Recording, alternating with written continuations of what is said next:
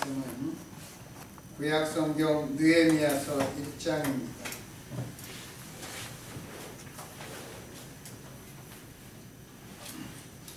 1절서부터 9절까지 제가 읽겠습니다.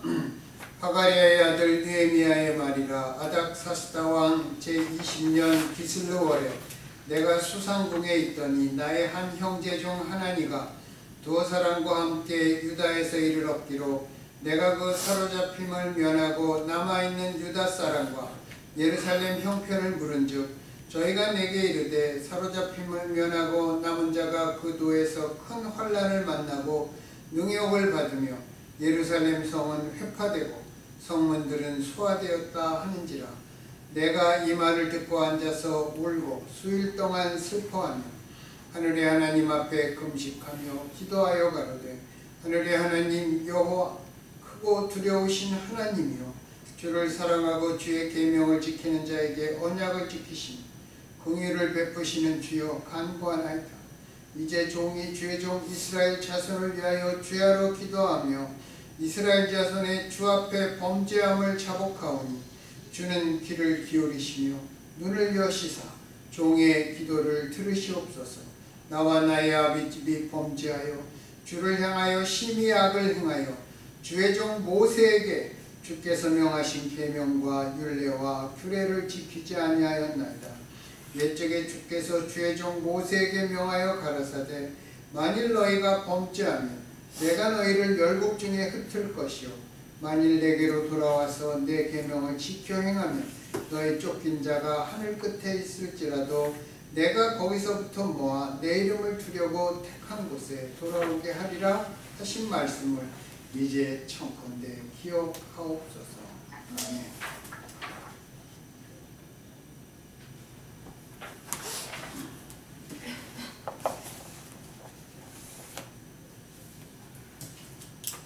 오늘은 8월 14일입니다.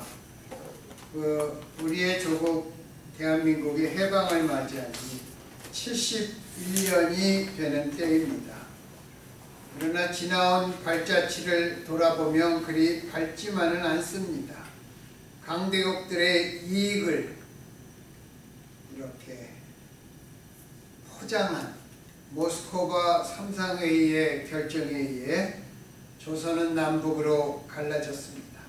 그리고 동족 상잔의 6.25 전쟁을 치르고 아직도 여전히 호전적인 북한의 태도로 우리의 조국은 남과 북이 서로 대치하고 있습니다. 요즘은 미군의 고고도 방어 시스템인 사드 배치를 놓고 해당 지역 주민들은 결사반대를 외치고 여기에 편승해서 그 반정부 사람들은 말도 좀 자꾸 그쪽으로 말을 바꿔서 하고 있고, 며칠 전에는 야당의 초선 국회의원들 6명이 국방위나 외통위 소속도 아니면서 중국을 방문했습니다. 그런데 중국에서는 그 정부 인사가 이들을 만난 것이 아니라 민간인 전문가들이 만나서 협박을 많이 했다고 합니다. 중국 측의 선전도구로 남남 갈등을 일으키려고 그들이 작심한 것 같습니다. 그래서 그들이 갔다 와서 보고서도 발표하지 않았습니다. 자기가 보기에도 정말 너무 쓸데없는 짓을 한 것이죠. 중국은 이런 내분을 이용해서 으름장을 놓고 있습니다. 이런 사태를 보면서 조선시대의 왕 인조가 청태종에게 삼전도에서 머리를 땅에 박으면서 항복했던 굴욕을 상기시키는 사람도 있습니다. 이 말은 절대로 중국의 뜻대로 되게 하여서는 안 된다는 것입니다. 당시 조선이 의지했던 것은 망해가는 명나라였는데 지금 한미 상호방위 조약이나 한국, 미국, 일본의 연합작전은 결코 나약한 나라들과의 연합이 아니라는 것입니다. 그리고 우리도 안보와 경제 분야에서는 하나가 되는 자세, 그것이 확립되어 흔들리지 않는 기본적인 틀이 있었으면 좋겠습니다. 성경의 사사기를 보면 아직 국가의 형태가 정립되지 않은 이스라엘의 독립을 위해 싸운 사사들의 이야기가 나옵니다. 하나님께서 기업으로 주신 땅을 여호수아는 그 땅을 정복했고 그 땅을 지파들에게 나누어 주었습니다. 그 땅에 원래 살고 있던 부족들과 이스라엘은 그 땅을 지키고 또 차지하기 위해 싸웠습니다. 이스라엘이 하나님의 말씀에 순종하면 그 땅은 평안했고 불순종하면 주변의 이방민족이 쳐들어와서 점령했습니다. 그리고 회개하면 다시 그 땅을 찾게 하셨습니다. 그러다가 기원전 586년에 남왕국 유다는 바벨론에게 멸망당해서 수많은 사람들이 죽임을 당하고 바벨론 유수를 당했습니다. 그렇게 잡혀간 대표적인 사람들이 다니엘, 모르드게, 에스더, 또 느헤미야입니다. 다니엘과 에스더는 바벨론에 살다가 거기서 정착하고 생을 마감했지만 느헤미야, 수룹바벨, 에스라 등은 예루살렘으로 귀환해서 성을 다시 쌓고 성전을 다시 지었고 하나님의 율법과 규례를 가져와 백성들을 가르쳤습니다. 오늘은 그 중에 한 명이 느헤미야에 대해서 우리가 생각을 해보겠습니다. 성경에 나오는 모든 선지자들은 애국자입니다. 그 중에서도 느헤미야는 특별한 애국자입니다. 그는 멸망당해 이미 없어진 조국의 재건에 몸바쳐 헌신한 사람이었습니다. 느헤미야는 에스라와 동시대의 사람으로 그들이 활동했던 기간은 기원전 430년에서 400년 사이로 추정하고 있습니다. 그는 페르시아의 아닥사스다 왕의 술 관원장으로 있었습니다. 그때 자기 동생인 하나니가 전해준 포로로 잡혀오지 않고 고국 땅에서 살아가는 동포들의 처참한 삶과 예루살렘 성벽이 완전히 무너졌다는 이야기를 전해 들었습니다. 그 바벨론 왕 느부갓네살의 어전 시위대 장관 느부사라단이 예루살렘 성벽을 헐면서 그 땅에 포도원과 밭을 위해 남겨둔 사람은 빈천한 사람, 비난한 사람, 무식한 사람들이었습니다. 그 사람들이 살다가 바벨론 군대가 예루살렘의 모든 성벽을 다 허물지는 않았을 것입니다. 그렇게 침공을 당하니까 그 다음에 또 다른 민족이, 그 주변에 있는 다른 민족이 와서 또 이들을 약탈하고 죽이고 그런 것이 반복되었습니다. 그 동포들의 처참한 환경 이야기를 전해 듣고 느헤미야는 세 가지를 합니다. 그는 먼저 조국을 위해서 울었습니다. 그리고 조국을 위해서 기도했습니다. 그리고 아닥사스다 왕에게 자기를 예루살렘으로 보내서 무너진 성벽을 다시 세우게 해달라고 간청했습니다. 그 첫 번째로 그는 무엇보다 이와 같은 소식을 들었을 때 울었습니다. 그것도 잠시 한두 시간 운 것이 아닙니다. 여러 날 동안 그는 상심해서 울었습니다. 여러분, 우리가 눈물을 언제 흘리게 됩니까? 감정이 움직일 때 흘리게 되는 것입니다. 우리는 슬플 때나 기쁠 때 눈물을 흘릴 수 있습니다.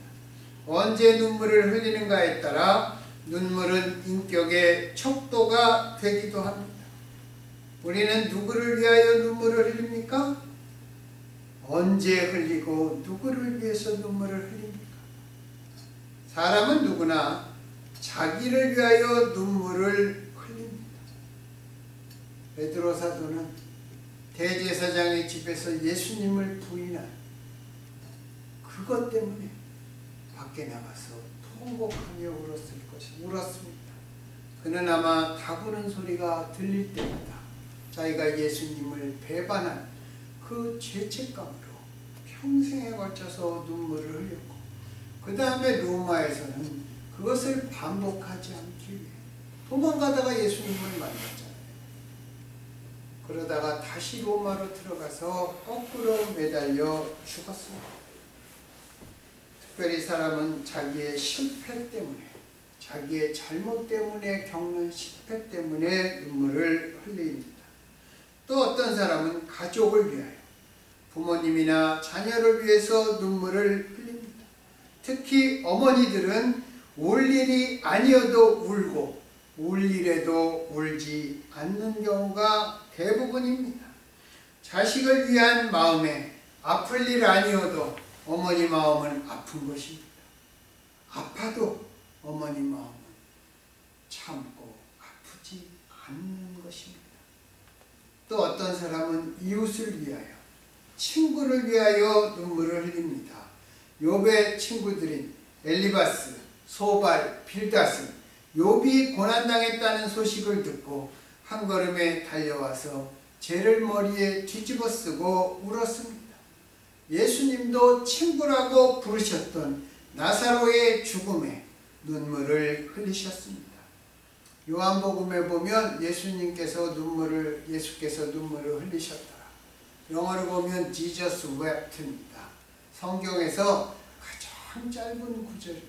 Jesus wept.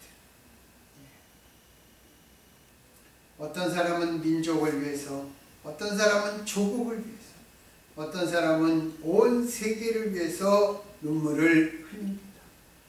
우리는 언제 눈물을 흘립니까? 쉽게 울고 잘 울지 않고는 감성의 문제이기도 하지만, 나의 관심이, 내가 중요하게 여기는 문제가 어디에 있느냐, 그것이 더 큰 요인일 것입니다.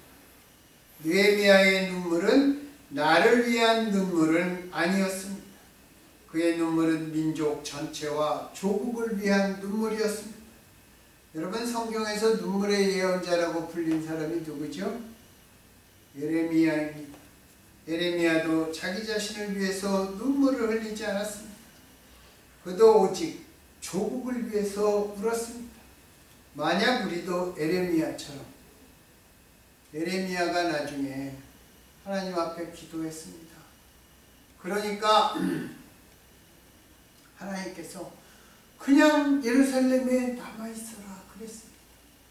왕족 이스마엘이 와서 유다 땅에 총독으로 세운 그다랴를 죽였습니다. 그리고 납치해서 다른 곳으로, 바벨론 군대가 다시 와서 그들을 멸할까 봐 다른 곳으로 데리고 가다가 요하나니까 그 사람이 와서 이들을 구해주고, 이스마엘은 암몬 족속의 땅으로 도망갔습니다. 그래서 할 수 없이 그들이 예레미야에게 하나님 앞에 기도해 보시오, 하나님이 뭐라고 얘기하는지 우리는 그대로 따를 것입니다. 열흘 후에 하나님의 응답이 예레미야에게 임하셨습니다. 예루살렘에 가서 다시 거하라, 바벨론을 섬겨라, 그러면 너희는 죽지 않을 것이다. 그랬더니 그 요하난과 그의 무리들이 네가 거짓말을 하는도다, 그리고 애국으로 강제로 끌고 갔습니다. 그렇게 예레미야처럼 멸망당한 조국을 떠나 강제로 이집트로 도피해 간다면 우리도 모두 눈물을 흘릴 것입니다. 예수님께서도 감람산을 넘어오시다가 예루살렘을 보시고는 오 예루살렘아, 오 예루살렘아 하시면서 눈물을 흘리셨습니다. 또 예수님께서 십자가를 지시고 갈보리 언덕을 올라가실 때 많은 여인들과 사람들이 뒤를 따라가면서 가슴을 치면서 눈물을 흘렸습니다. 그러한 그들을 보면서 예수님께서는 예루살렘의 딸들아, 나를 위하여 울지 말고 너희와 너희 자녀를 위하여 울라고 도리어 그들을 걱정하셨습니다. 여러분, 예수님 위해서 울어보셨습니까? 예수님 생각하면서 울어보셨어요? 이런 거 보면 당시에 예수님을 따라갔던 사람들, 우리들보다 예수님을 더 사랑하는 것 같습니다. 제가 참으로 오래전에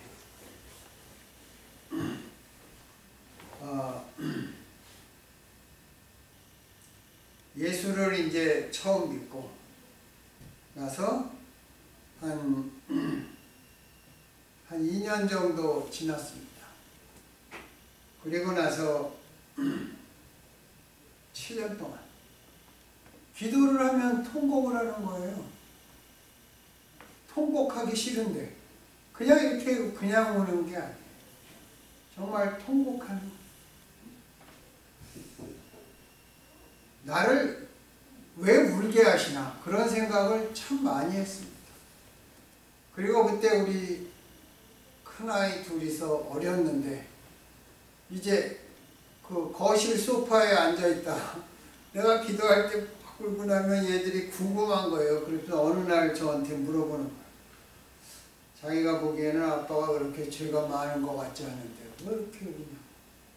그리고 하나님한테 왜 나를 죽여달라고 그러고 자꾸 그런 기도를 하냐. 그러다가 어느 날 하나님이 저한테 기도 중에 무언가를 말씀하신 것 같아서 제가 똑바로 들었으면 제 눈에서 눈물을 이제 거두어 주시옵소서 그랬더니 그 다음날부터 안 우는 거예요. 갑자기. 그래서 요즘은 좀 울고 싶어요. 막 울고 싶어요. 그런데 눈물이 안 나와요. 눈물도 이것도 주께서 흘리게 합니다. 저는 참된 기도, 미로의 기도에 주님의 도구라고 생각합니다. 우리의 감성이 주님을 향해 그만큼 말랑말랑해졌다는 것입니다. 느헤미야는 조국을 위해 눈물만 흘린 것이 아니라 그 다음에는 기도했습니다. 에레미야도 울기만 한 것이 아니라 기도했습니다. 다니엘도 만국의 서름으로 울기만 한 것이 아니라 하루 3번씩 예루살렘을 향한 창문을 열어놓고 간절히 기도드렸습니다. 사무엘 선지자는 이스라엘 민족을 위한 기도를 멈추는 것을 죄라고 말했습니다. 내가 기도 멈추는 죄를 절대로 짓지 않겠다. 그렇게 이스라엘 백성들한테 말했습니다. 조국의 광복절을 맞이해서 아직도 내부적으로 너무나 어수선하고 이리저리 갈려있지 않습니까? 신문에 보니까 어제는 통합진보당을 이어받은 민중연합당이 새로 창당을 했습니다. 저는 거기에 속한 사람들은 정말 그 빨간 사람들이라고 생각합니다. 우리는 우리의 부모, 형제가 살고 있는 조국을 위해 기도를 드립니까? 기도를 드리면 어떤 기도를 드립니까? 제가 여러분의 삶과 너무 동떨어진 그러한 주문을 하고 있는 것 같아요. 정말 조국을 위해서 기도합니까? 욕하기는 쉬워도 기도하기는 어렵습니다. 예전에 전두환 정권이 집권했을 때 그 한병준 씨인가요? 비서실장? 그 사람이 전두환 정권에서 비서실장으로 불렀습니다. 와서 해주시죠. 그랬더니 그 사람은 크리스찬인데 많은 고민을 했다고. 이 부도덕한 정권에 내가 들어가서 비서실장을 해야 된다. 그러니까 자기가 아는 목사님들한테 물어봤대요. 그러니까 목사님들도 패가 딱 갈렸답니다. 이런 부도덕한 정권을 위해서 들어가서 당신이 그리스도인이 그런 데 가서 일하면 되겠냐. 또 반은 그러니까 저 사람들이 무지막지하게 국민들을 대할 걸 뻔한 건데 당신이 가서 기도하면서 그들을 변화시켜야 되지 않겠죠. 하나님의 역사로. 그래서 그분이 들어갔어요. 그러다가 아웅산에서 그 북한 놈들의 그 C4 폭탄을 해서 죽은 것으로 제가 기억하고 있어요. 그 아무리 부도덕한 정권이라도 가서 기도하고 하나님의 역사를 기대했기 때문에 그 참 훌륭한 사람이었다. 그 사람하고 경제수석이었던 김재규 씨. 이 두 사람은 참 훌륭한 그리스도인이었다고 알고 있습니다. 예. 우리는 어떤 기도를 드립니까? 조국을 위해서, 미국을 위해서 우리는 기도를 드립니까? 느헤미야의 기도를 보면 먼저 이스라엘의 죄를 회개하는 기도를 드렸습니다. 나와 내 아비 집이 범죄하였습니다. 그런 회개 기도를 드렸습니다. 다니엘도 우리는 이미 범죄하며 회역하며 행악하며 반역하여 주의 벽도와 규례를 떠났습니다. 그렇게 죄를 회개하며 자복하는 기도를 드렸습니다. 자기의 죄도 회개했지만 민족 전체의 죄도 대신 회개하면서 하나님께서 민족의 죄까지 용서해 주시기를 간구하는 것이었습니다. 우리가 이것을 도고라고 합니다. 도고. 중간에 서서 중보기도하는. 여러분, 우리의 기도도 여기까지 한 걸음 더 나아가야 할 것입니다. 또 느헤미야는 조국을 위해서 기도하는데 거기서 멈춘 것이 아니라 자기가 할 일을 하려고 하였습니다. 그래서 그는 아닥사스다 왕에게 술관원장이라는 관직을 그만두겠습니다.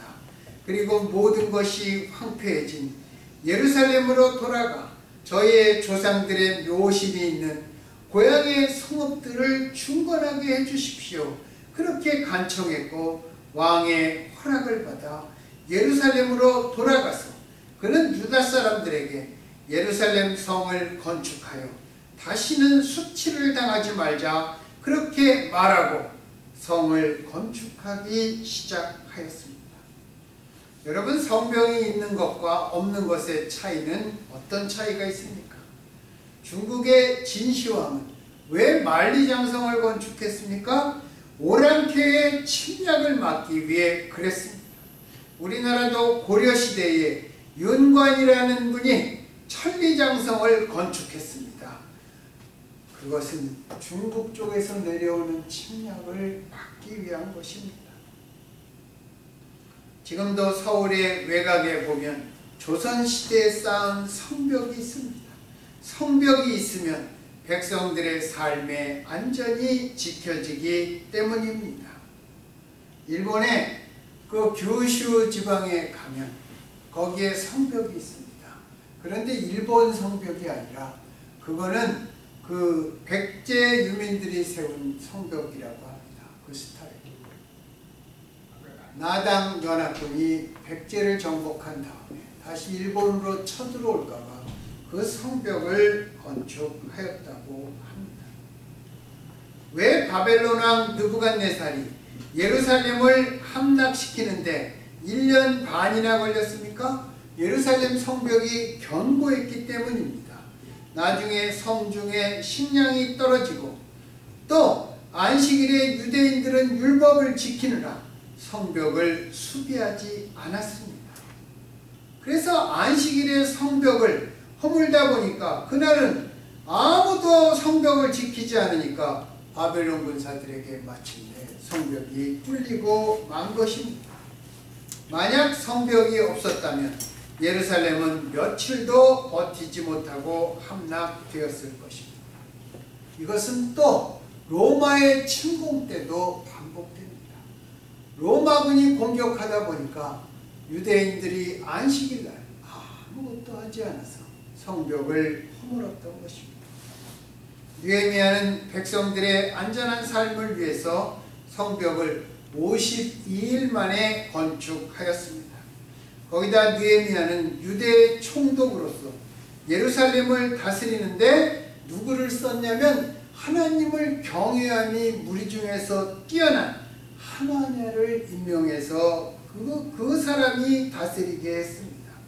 또 안식일에 물건 파는 것을 금지했고, 그래서 두롯 사람 생선 장수들이 생선을 들고 성 밖에 나와서 팔려고 하면 안식일에는 절대로 팔지 못한다는 경고와 더불어 다시 팔면 너희를 체포하겠다. 그렇게 말해서 그들이 안식일에 물건을 팔러 오지 않았습니다. 그리고 이방인과 결혼한 유대인들을 심사해서 유대인들을 성결하게 하였습니다. 성벽을 다 건축하고 봉헌할 때에는 각처에서 레위 사람들을 찾아 그들로 봉헌식을 담당하게 했습니다. 율법에 정한 대로 제사장과 레위 사람들에게 그들의 봉급도 주었고 거제물과 11조도 그들로 하여금 관리하게 하였습니다. 또 에스라로 하여금 하나님의 율법을 낭독하고 가르치게 하였습니다. 그리고 자신을 위한 총독의 봉급은 받지 않았습니다. 왜냐하면 백성들의 삶이 너무나 가난하고 피폐했기 때문입니다. 여러분, 느헤미야는 왜 하나님 앞에 울고 금식하며 기도하고 또 술관원장이라는 왕궁의 편안하고 유복한 지위를 마다하고 예루살렘으로 돌아갔습니까? 느헤미야 1장 9절에서 11절에 보면 비록 포로로 잡혀가 있었지만 느헤미야는 역사의 주인은 오직 하나님이시다, 그렇게 굳게 믿었습니다. 그래서 그 하나님 앞에 자기 열조들과 자신들의 죄를 먼저 회개했습니다. 여러분, 다니엘도 먼저 회개했습니다. 예레미야도 먼저 회개했습니다. 예수님이 이 땅에 오셔서 말씀하신 첫 번째가 무엇이죠? 회개하라. 그리고 복음을 믿으라. 여러분, 회개하시기 바랍니다. 그리고 그 회개가 역사의 주인이신 하나님께서 나와 내 기도 전체를 긍휼히 여겨 주실 것을 기도하기 바랍니다. 그리고 자기가 기도한 대로 느헤미야는 행동했습니다. 여러분, 자녀를 키울 때 여러분 자녀가 어떤 사람이 되기를 원하고 키웁니까? 자녀들의 적성이 어떤가, 소질이 어떤가, 무엇을 잘하는가, 그것에 맞춰서, 그것은 직업과 이 땅에서 살아가고 먹고 사는 문제지요. 그것도 중요합니다. 그렇지만 자녀들에게 우리가 잘 가르쳐야 되는 것, 내가 하지 못하고, 그러니까 제 얘기입니다. 저는 잘하지 못한, 저는 그렇게 생각합니다. 사람마다 생각이 다르겠지만 자기가 생각한 대로 행동하는 사람, 저는 그렇게 키워야 된다고 생각합니다. 내가 옳다고 생각하는 대로 행동하는 그러한 사람이 저는 필요하다고 생각합니다. 깊이 생각하고 그리고 움직여야 됩니다. 느헤미야는 자기가 기도한 대로, 자기가 생각했고 생각한 대로 행동했습니다. 하나님을 이처럼 굳게 믿고 또 자기 조국을 사랑하는 애국심이 그에게 있었습니다. 조국을 다시 재건하기 위해서 그는 어렵고 힘든 결정과 행동을 택했던 것입니다. 사드 문제를 보면서 사드를 배치하면 중국의 반발을 살 수도 있을 것입니다. 지금 그것을 보니까 그 야당, 한국의 야당은 중국의 반발을 되게 걱정하는 것 같아요. 그렇지만 중국이 우리 것을 많이 수입하지만 중국의 것을 우리도 많이 수입한다는 것을 우리도 기억해야 할 것입니다. 그러나 반대로 사드를 배치하지 않으면 미국과 잡은 손이 풀릴 수도 있습니다. 중국만 두려워해서는 되지 않습니다. 미국의 앞으로의 결정도 두려워해야 되는 것입니다. 그것을 더 염려해야 된다고 생각합니다. 그러나 그보다도 미국과 중국 그 관계가 문제이기 이전에 역사를 다스리시는 하나님께 우리는 간구해야 합니다. 누가 해야 되겠습니까? 지금 대통령이 크리스찬이 아닙니다. 국회의원들 중에 아마 30%는 크리스찬일 것입니다. 나라를 지키는 군인들이 아닙니다. 그들은 공식적으로, 공개적으로 그렇게 할 수도 없고 하지도 않을 것입니다. 바로 코리안 크리스찬들이 해야 한다고 생각합니다. 우리들은 나아가서 미국을 위해서도 똑같은 기도를 드려야 할 것입니다. 글쎄요, 언론에서 발표를 안 해서 그러는지는 모르겠지만 이렇게 나라가 혼란스럽고 그럴 때 한국의 기독교 연합에서 무슨 발표하는 거 요즘 못 봤습니다.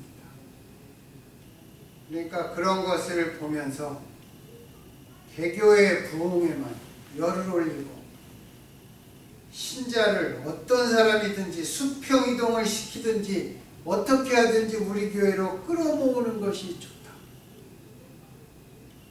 글쎄, 그들은